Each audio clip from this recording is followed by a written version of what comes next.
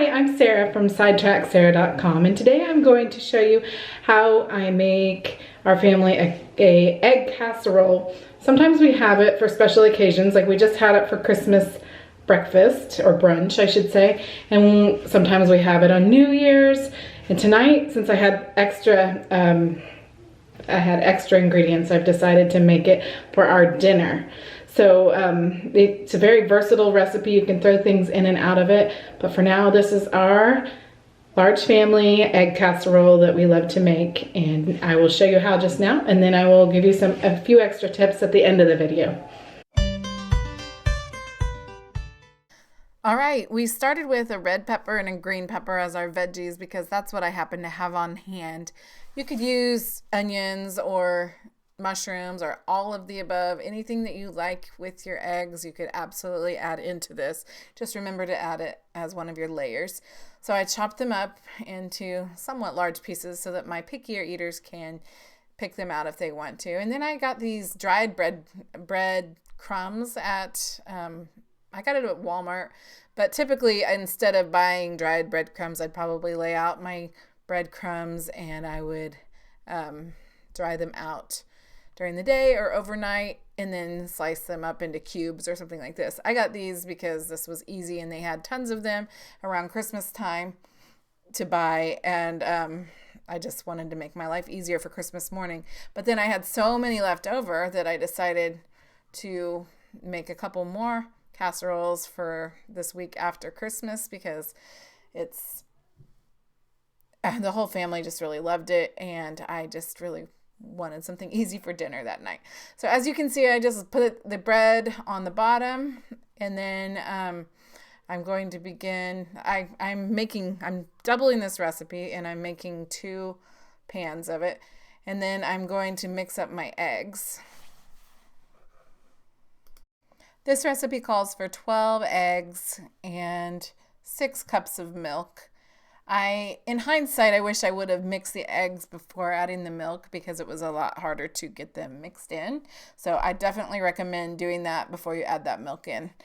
I ended up having to stir it a few different times trying to make sure all the eggs, because I just ended up swishing whole eggs together in my milk rather than getting them all mixed up well.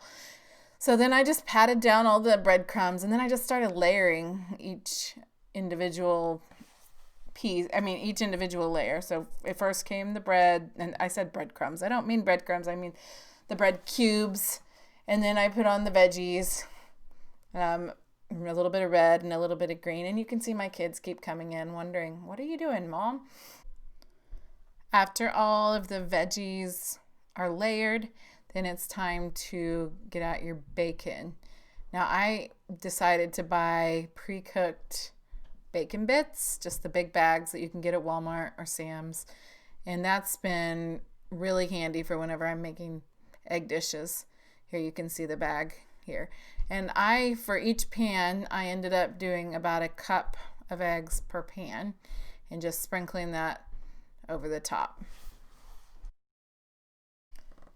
And now it's time to start adding the egg mixture to the casserole. But as you'll see, I realized I forgot to add in the garlic powder. I wanted to put 2 teaspoons of garlic powder in. And since I'd already poured half of it on, I decided to go ahead and just sprinkle it on this casserole and then mix it in the rest of the mixture. And that way everything should be just fine. So you can see me sprinkling it here. And then now I'm going to finish pouring it on. As you see my daughter sneak in and out as if nobody can see her. Ha.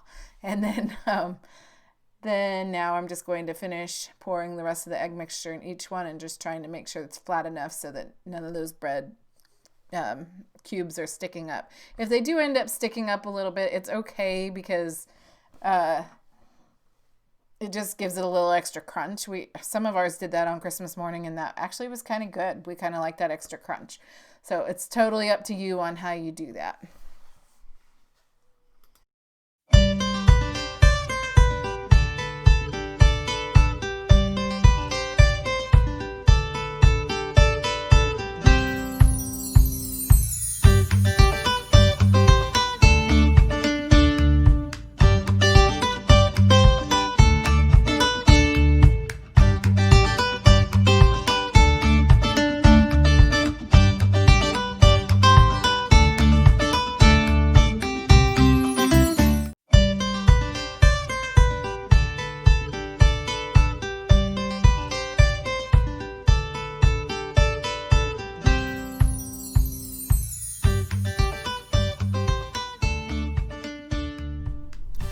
All right. Well, there you have it. That's our egg casserole. And after I made that tonight, it was so funny to watch my family's expressions and their comments. They were all just absolutely raving about it. It was actually surprising to me because we had just eaten this on Christmas Day, and I thought, well, they've all had it. One thing that I noticed that you may want to change, or maybe not change, but I noticed that after 45 minutes it was still a little bit liquidy, and on Christmas morning that didn't happen to me, but I had added a little bit of extra eggs to the top. So one of the things you could do obviously is just make sure you cook it that extra 10 minutes, but check it. If you put that fork in and it's clean, then it should be just fine. But if not, then or if you want to just ensure on it, you can mix up a few extra eggs and just add it to the top. Or there's any number of things. The good thing about this meal, it is super, super forgiving. And so you can make changes to it and it'll still be fine. Add the veggies. You can add different meats. You could do sausage instead of bacon. You could do ham. You have so many different options. It's just such an easy, versatile meal that's easy to throw together. All right. Well, I know I've been missing in action for a while now. With the COVID things going on, our Amazon business was basically taking off like crazy, and I didn't have time to make videos for a while. But I am glad to say that I'm going to be coming back, and I'm going to be doing more and more videos, especially the freezer to crock pot videos and the Instant Pot videos. So be sure to subscribe to see more and more. I can't wait to talk to you guys more soon.